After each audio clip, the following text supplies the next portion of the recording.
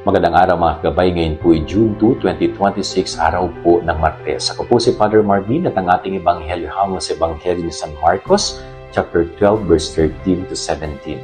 Ang ganda po ng gospel na ito, no? Sinusubukang siluin ang ating Panginoon sa pamamagitan po ng pagtatanong.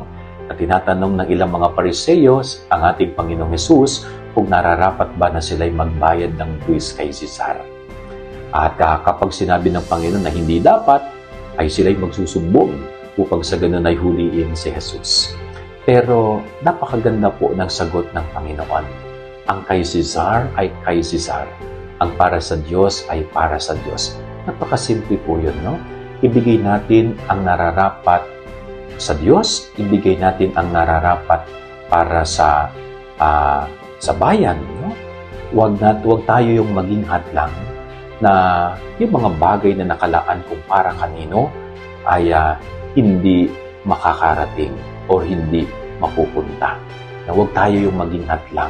Halimbawa, may pagbibigay ng ayuda para sa mga mahihirap. No? Yung ayuda na yun ay intended para sa mga mahihirap. Kaya huwag tayong maging hadlang na yung mga tulong na yun ay hindi makakarating sa mga mahihirap. Okay? Bagkus, dapat ang isipin natin palagi tayong maging instrumento at maging daanan ng biyaya para sa lahat. Yan ang ating gabay-alang maghapon. God bless po sa inyo lahat. Pagpalain kayo ng Panginoon.